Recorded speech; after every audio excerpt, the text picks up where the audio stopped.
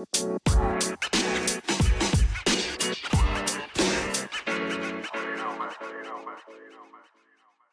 had my share of eating shit sandwiches, man. I mean, yeah. You know, when I was just a couple months before I was born, my biological father, we don't know what happened. We just know that he hurt his head really bad, and to save his life, to put a plate in it, and there was a lot of pain because this is in 1954. And so he complained to mom all the time, the pain. And one day he told mom he's going to the grocery store, and we never saw or heard from dad again. So we assumed that he took his own life. So when I was born, 2 months later, I was born to a single mom. She already had two sons. So I was the third, had another cousin living with us, and my grandmother. There were six of us living in a one-bedroom apartment, Hollywood, California. Mom's working up the street at the Roosevelt Hotel. She's a server. Now, she's a badass woman, like all women from that era back then. You know, we're talking about the generation that came through the Great Depression and World War II. You have no idea what women were like back then. I always joke about, you know, well, can women do this and can women do that? I'm like, are you shitting me? Shut your mouth already, dude. Let me tell you something about the women that grew up in my mom's era. They did everything, because when my dad was over, you know, the one that raised me, my adopted father was in Europe fighting the Nazis. My best friend's dad was in Pearl Harbor defending against the Japanese. Guess what the women were doing? Everything. Yeah. My mom was known as Rosie the Riveter, man. Rosie the Riveter, easy to say. Yeah, she built airplanes with McDonnell Douglas. So women did everything. So mom was very resourceful, but you still can't. She pulled all the shifts she could, but she couldn't feed six people. So when I was 5, she went to her older sister, Pat, and said, hey, Pat, will you and Bob, her husband, who turned out to be my adopted father, adopted me. And they moved me from Hollywood to Long Beach. Now, dad was career military. He was an officer, highly decorated. He worked in and out of the Pentagon. So he, you know, we had a nice house. We had things. We had food on the table. We went camping. We had the nicer things. I never wanted for anything. At Christmas, guess what? Who all the presents were for? Yeah, me. I was an only child, man, and I was adopted, right? So when I was 11, so they adopted when I'm 5, 6 years later, on the first day of summer, 1964, my life forever changed. It's the first day of summer. I'm in the TV room, probably eating Cheerios. And my mom came in and goes, David, come in the kitchen. We need to speak with you. So what I think is going to happen is they're going to tell me where we're going to go camping. No. They set me down. Mom's on this side. Dad's on this side. And my mom puts her hand on my arm and she looks at me with tears in her eyes. And she said, David, what we need to tell you is we're not your parents. Well, what the hell does that mean? What do you mean you're not my parents? Of course you're my parents. But what? You can't, at 11, you're not going to process that. So she went on to tell me that, you know, my real mother was my Aunt Dean, right? Because I called her Aunt Dean. I thought she was my aunt. And I'm like, she told me, that's your mom. And I'm thinking, I don't even like her, right? And the reason I didn't like her is every time she was around me, Joe, she wanted to be around me. She wanted to sit next to me. She wanted to hold me. She wanted to kiss me and hug me. It was never inappropriate. It was just weird. I thought she was my weird aunt. No, man, I'm her son. So anytime she could be around me, she was going to take advantage of it. Bless her heart. Shortly after they told me this in 1964, a couple of weeks after this, they both started drinking. Now, they had sworn off alcohol when they adopted me, and they both started drinking. And my whole life took another hard turn. My mom, Pat, you know, she drank. She was a happy drunk. You know, she'd pass out at the kitchen table. Bob, not a nice guy. Mean, nasty, evil, wanted to fight, combative, just ugly. You know, we spent a lot of time with my mom, me going in and out of bars, getting him out of the bar. She'd send me in. I'd have to come get him. He'd be screaming and yelling. It got ugly. And then one day, they went to the grocery store. Now, back in the 60s, you could leave your kids home. It was no big deal. You know, our doors were unlocked. I mean, it was a different life back then. In fact, what you would do if you wanted to leave and leave your kids, you just call the neighbor across the street. My whole street was full of kids. There was like 30 of us, literally. She called the neighbor across the street and say, hey, Joanne, Bob and I are going to the grocery store. David's home. If he needs anything, can he just come, you know, knock on your door? Yeah, of course. Tell him to come over now. I'll fix him a fried bologna sandwich. Oh man, you're living right. Living right, man. That's yes, with mayo and mustard. Thank you very much. A little relish if you got it. So they left, and I want to know what this stuff is. They were hiding the booze in plain sight. I knew exactly where it was. And I went over and I opened the cabinet. I pulled it out. I set it down, on the kitchen table. And I'm sitting there looking at it. And I've got a coffee cup. And I filled it about half full. And boom, down it went. Joe, I never had a chance. I was an alcoholic right on the spot because I started thinking and acting alcoholically at 11. Because it was like pouring rocket fuel on me. So let me explain what was going on. The chemically in my body was going nuts, and it just it was progressive. It never stopped. And by the time I was a junior in high school, they brought me into the principal's office one day and said, "Albin, out! You're a danger to our school. You want to go to night school? Go to that high school over there. But we're not going to let you stay here." So they kicked me out. I went and got a really good job. I was already an entrepreneur at a young age. And what I mean by that is I figured out how to make money as a kid, which is a powerful thing to do. Like one of my jobs, I was a paper boy. Right? Now, most aren't going to know what that is, but back in the old days, how you got information, you either watched, 3 channels on TV or you got your daily paper. And so basically what you would do, you had a bicycle that had a big rack on the back. You would ride to a location. They'd jump your papers off. You'd fold them, put a rubber band around them, put them in your saddlebags, put them on your bike and go deliver them 7 days a week. You had to collect the money. When new people moved in, you had to knock on the door and sell them the paper. It was a full-time job. You were definitely a business owner. I lived across the street from a golf course. And here's what I learned at a very young age about golfers. They suck. Right? So I'd just take my Stingray bicycle and I'd go ride the perimeter. And guess what I'd find? Little white round things that were worth money. I'd bring them home and I'd clean them and I'd get them all nice and get the dirt off them and all that. I'd go back to the golf course and I'd get the boxes that the new ones came in and I'd put the golf balls in there and I'd line them up like Titleist, Max Fly, Dunlap, Royals. And then I go back to the parking lot. I think you can see what's coming here. And I'm selling those golf balls back to the golfers. And my mom grew beautiful flowers in the backyard. So she would put bouquets together for me. She taught me something really interesting. So for all I was going to say men, but ladies, you'll like this too. So when she would take the flowers, when she would cut them, she never cut them at the bottom, ever. She always cut them at an angle. And the reason for that is it opens up more surface area to get more water into the flower. It'll last longer. Then she would put them, and she had a great eye for color. She put them in the bucket. She'd fill it up with about this much water. And then she'd take about a half of 7-Up and she poured it in the water. And my flowers would outlast the florist 3-1. Try it. Prove me wrong. It still works to this day. So, again, what did I learn? I had a paper out. I was shagging golf balls. I started working at the golf course. I was caddying. At night, I'd go into the lake and find golf balls and, sell them again. And, selling the flowers and all of that. So what I learned early on is, Dave, there's money out there. Go get it.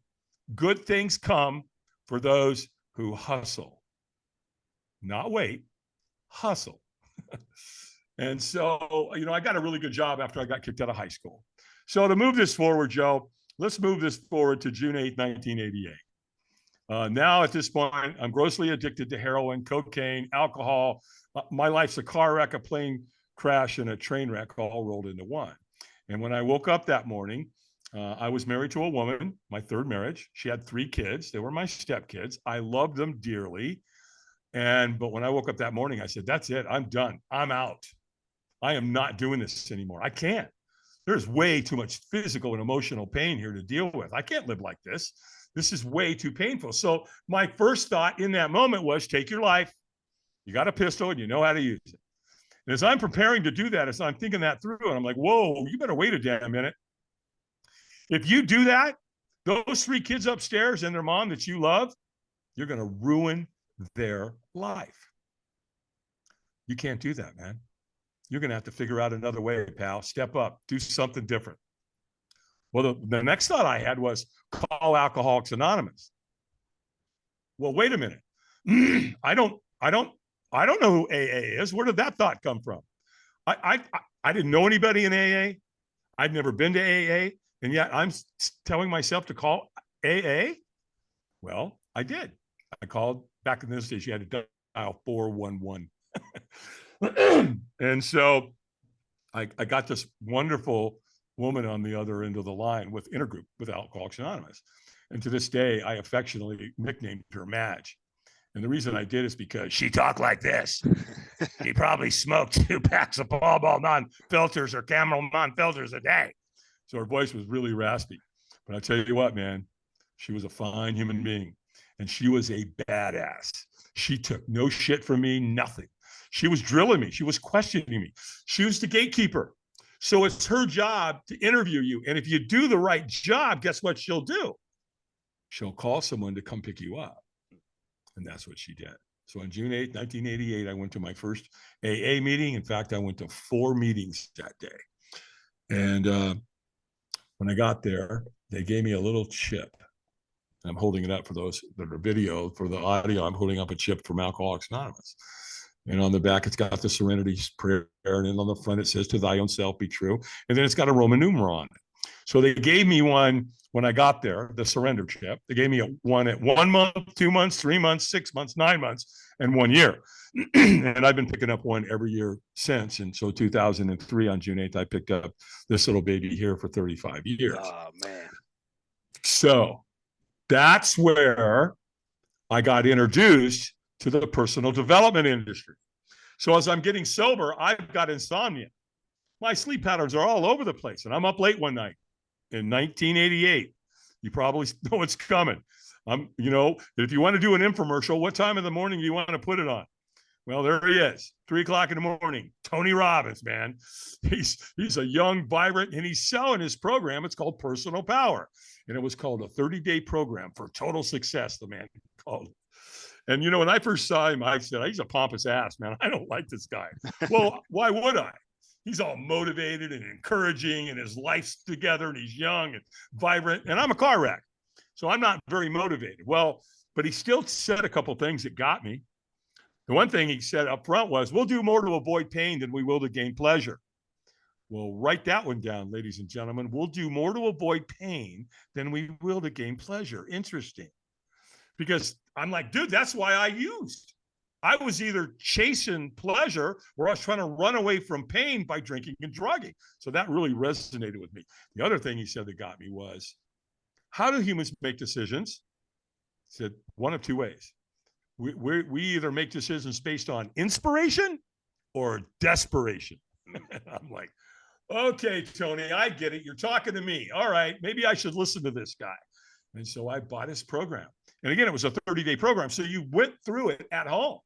And it came in a big box, and it came on these little white things called cassette tapes. Your audience is going to go, what the hell is a cassette tape? They're in the Smithsonian. They're right next to 8-track tape and reel-to-reel.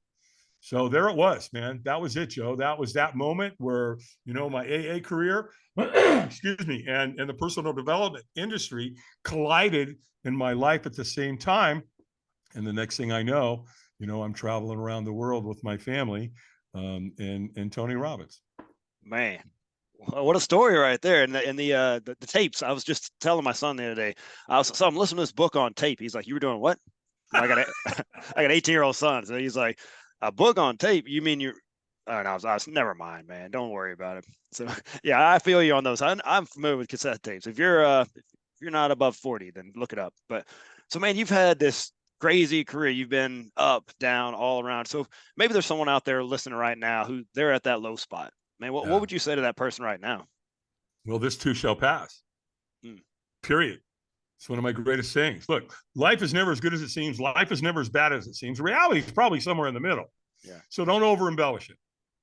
I think Viktor Frankl, who wrote the book Man's Search for Meaning, gave us the greatest example of what's really going on in life and how we get to choose and create the story about anything that happens to us. I don't care what it is. I don't care how good it is. I don't care how bad it is. I'm in charge of the story. So I've learned, create a good story, create an empowering story. Yeah, my life wasn't always perfect. I went through my share of stuff, just like everyone else does. It's part of life. But I get to create the story, right? Viktor Frankl. Viktor Frankl was in Auschwitz. You can't even imagine what those people went through. Imagine getting up every day, every second of your life. You don't know if you're going to go to the oven or you're not going to go to one of the chambers. Are you kidding me? Can you imagine how stressful that is? Can you imagine being there and they assassinated your family? What about standing naked with everybody else, men and women and kids out in the yard? No food, nothing really to sleep on but a wooden bunk. I mean, horrible, horrendous, going to the bathroom, having nothing to sterilize yourself or keep yourself clean. This is what that guy was going through. So here's what Viktor figured out. They took everything from him. They shredded him of everything, except one thing. He realized there was one thing you can't take from me. Nope, you can't take it. I have to give it to you. I have to relinquish it. And what's that? My attitude. So why did he live and the other people die? Because they gave up on he created purpose. Those people lost their purpose, right? So he didn't. He created purpose because he said someone has to get out of here and tell the story. And he did. Well, there's an interesting lesson, right? Success leaves clues. I believe this, Joe, that the two most important times of anybody's life is the moment they're born and the moment they figure out why. And I love what one of my mentors said to me one time. He said, Dave, remember this. Every single human has two lives. And the second one starts when you realize you have only one. So, if you want to change your life, change your story. I could come up with all kinds of story about my dad. He didn't love me. He killed himself. You know what I mean? I didn't do that. I did the opposite. I told myself my dad loved me. And he knew what he was doing. He knew that he was never going to see me. And that had to be really, really hard on him. So I don't know what he was going through. He did what he had to do in that time and in that moment. And I love him and I respect him and I thank him and I appreciate him. And that's what I choose to do. That's me. That's on me, man. And so, when I do my seminars, Joe, when I'm on stage, I normally have a projector and there's like a screen behind me. And I put up a picture of a guy by the name of Eric Weinmeier. And it's really obvious where he's standing. So I'll talk for 20 minutes and then I'll turn to the audience and I'll say, hey, who here can tell me where my buddy Eric is standing? And there's always somebody that goes, Mount Everest. That's correct. And here's something I want you to know about Eric. That man right there on that screen has climbed the 7 highest mountains on 7 continents, including Everest. And I'll add, he got to the summit of every single one of those mountains. Put him on a mountain bike, the man will tear it up. Put him in a kayak, he can probably navigate any river on earth. But here's something I want you to know about Eric. He's blind. So shut up. I don't want to hear your bullshit excuse. I don't want to hear some crafty BS reason why you can't do something or accomplish something in life, because it's not true. If a man can climb the 7 highest mountains on this planet and he can do it blind, just imagine what you could do if you put your mind to it and you create the right mindset. Man, if this isn't relentless positivity, I don't know what is. I mean, we got the right man for the job here today. Dave, I can't imagine just seeing you in a seminar. I mean, I think it's amazing what you're doing just right here, just sitting me and you face to face right here. So tell us a little bit more about what you do, how the seminars you offer and the glass walking and the firewalking. Tell us more about that. Well, there's been a huge, you guys heard, this happened and I went that way, and then this happened, I went that way. And it was just a series of events of things that happened to me. And 3 months ago now, something else happened to me. And I'd love to share it with your audience, man. Powerful. So I'm on a podcast and I'm on with this gal, Natalia Earl, and we're talking, and we record, we finish, and we're talking after the show. And she said, "So, David, let me ask you something. Have you ever done a firewalk for veterans?" And I said, "You mean specifically?" And she says, "Yeah." I go, "No, why?" She goes, "Dave, I got 200 veterans." Okay, talk to me. What does that mean? She said, "Well, do you know what the suicide rate is amongst vets?" And I said, "Yeah, I've heard on the streets it's like 22." She goes, "Nope, not even close. That's only if they leave a note." She said, "Dave, it's closer to 45 to 50 a day. Men and women are taking their own lives. And you might as well just slap me upside my head so hard. I'm a vet. I was raised by a vet, highly decorated vet in World War II. My father that raised me, my dad allegedly was a pilot. In fact, we think that's how he hurt his head. I grew up during Vietnam. Lots of buddies that went over there, didn't come back. So I'm like, okay, I get it. I'm interested. She said, "You know, your firewalk experience could save their life." And I went, "Oh, hell yes. Of course it could." I said, "So can you give me some time to get my mind around this?" And she said, "Yeah, of course." So that night I went to bed. I woke up in the middle of the night, and it came to me like my whole life, had come down and said, "Here you go, Dave. Here, you're the guy that's going to get to do this, and you're going to create Operation Do No Harm." Now, what also came at the same time is that I believe there's 4 categories of people where the suicide rate is really high.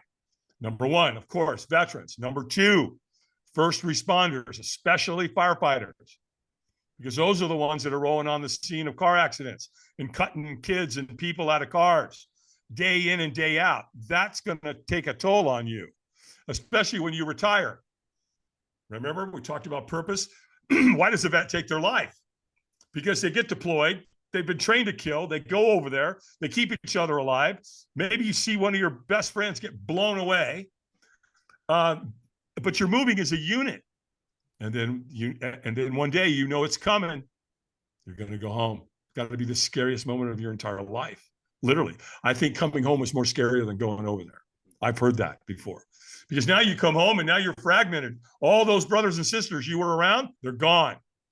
So now that purpose just drops, and it drops quickly, and depression sets in. And then they reach for a drug or alcohol, and next thing you know, we lose them. The other 2 categories are single moms. Really hard on a single mom. I know, I was born to a single mom. And then kids that have been abused and neglected. And so it was like, let me say, corporate America has been really good to me, Joe.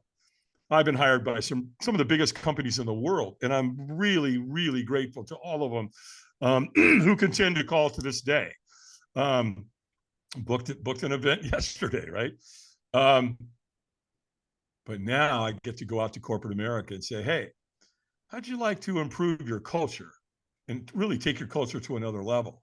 How'd you like to make your brand look freaking amazing to the entire community?" Well, here's what you do. You make a donation to Operation Do No Harm. You get to write it off. And then Operation Do No Harm will make arrangements, and we'll come into your city and we'll do a firewalk for 300 veterans. And then you can bring in some of your employees, and then they'll get to participate. So they're going to have what it feels like to save someone's life. And here's what we'll do. We'll do all the heavy work. We'll do all the heavy lifting, and your brand will get all the credit. So that's really, Joe, where we are. And by the way, we scheduled our first one. It's April 12th and 13th in Modesto, California. I want a big shout out and kudos to the Rotary Club of Modesto, and specifically Ed Park Clay, who is the president there. And so we're going in, and I've already had 4 corporations say, "Hey, we'd like to come watch. We'd like to come. Can we help? Can we bring a production team? Can we do some videos?" I said, "You better believe it. C3 Insurance out of San Diego's coming. The chairman of C3 is coming. In fact, he's going to stay in my Airbnb with me and Captain Waz, who does all the work outside while I'm inside doing the presentation and the keynote training. We got American Weed Company They're coming. We're super, super stoked to be stoked. Get it? To be working with them because they've made strands now that's specifically for military and PTSD and depression and sleeping. They finally got it figured out. Peptide type thing, man, where they can grow it and it's consistent. It's not all over the place anymore, right? So if you're suffering from depression and you try and you use cannabis the way they, and they got gummies, they got a whole line of stuff going on right now. So anyway, we're really stoked to be working with them. They're coming. My friends, when I decided to do this, right? If you're going to light a fire, you need a lighter, don't you? Well, why not use these guys? Right? I'm holding up to the camera here a Zippo lighter box, right? So Zippo has made a lighter for me with my logo on it and all that. So when we decided to do this, create Operation Do No Harm, I called Zippo and I said, hey guys, here's what we're doing, Operation Do No Harm. You interested? They said, oh, absolutely. So here's what they did. I went up there. They invited me. I went to Bradford, Pennsylvania, spent 2 days up there, met a lot of incredible people. And by the way, if you're ever in Bradford, Pennsylvania, go visit the museum. It is phenomenal. Yeah, I've heard it's fire. I've heard it's fire, Dave. It is fire, man. It's a hot spot. I'm telling you, man. Oh, yeah. So here's what we did. We sit down with the design crew and we came up with a lighter. In 1941, Zippo started making lighters. This is what it looks like for those who can see it.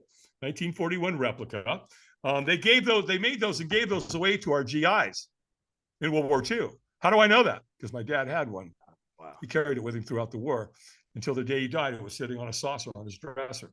So we decided to take the 1941 replica, and it's going to be powder coated black and then lasered into the lighter. It's going to say Operation Do No Harm. So we're super, super excited about that. And we're really appreciative of our friends over at Zippo. So there's a whole bunch of really cool stuff that's coming forth. This is going to go viral, Joe, and it's really cool to be on your show and be able to share it with your audience, man.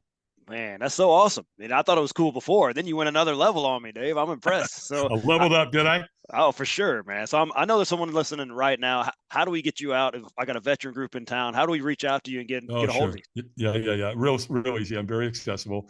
Just go to firewalkadventures.com. It's our website. Again, Firewalkadventures with an S, all one word, firewalkadventures.com. And everything's there. My LinkedIn, Instagram, YouTube, Facebook, it's all there. My calendar's there. One thing some are interested in, if you're a business owner, entrepreneur, HR, whatever, years ago, people say, hey, Dave, you ought to start an academy. You ought to start training people how to do this. And so last year I opened it up.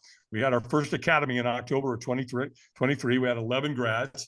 And so that's coming up in October of 2024. We keep that a very small group for obvious reasons, because I need to keep it small and intimate.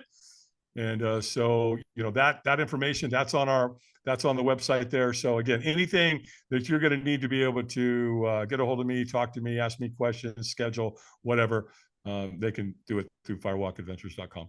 Absolutely, man. I'll post that on the show notes in case you're not a good speller. Like some people like myself, you can just click on things. But Dave, man, I'm talking about some people, they do a pretty good job. And then some people go next level like that. I mean, you brought it today. I really appreciate the time. I really appreciate what you're doing, especially for our veterans out there.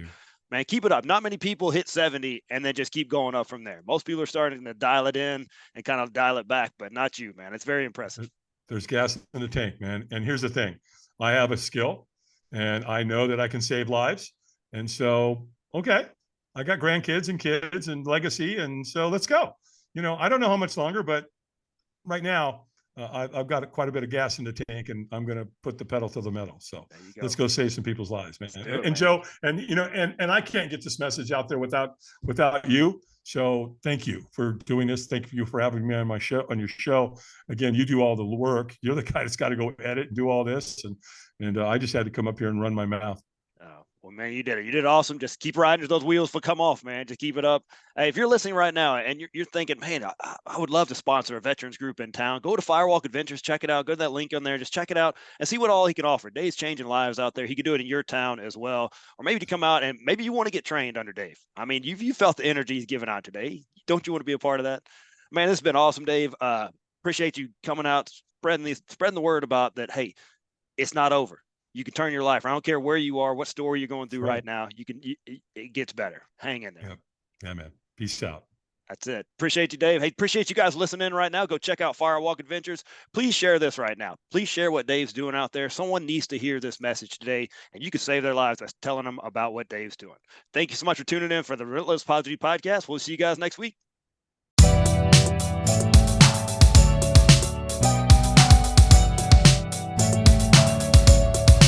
Wow, what a great episode. You just share that with somebody. I'm going to share with you some awesome sponsors. McWilliams Marketing. They can help your business grow. Regardless of the size of the project, you're going to get a solution that is specifically created for you and your business. No cookie cutter, one size fits approach here. So Amy and her band of fearless marketers can help you with all that stuff that you think you can do, but you're not really that good at it. You don't have time for it. They can do that. They're the experts. It's what they do. Web design, online conversion optimization, SEO, graphic design, marketing, page management, all that stuff.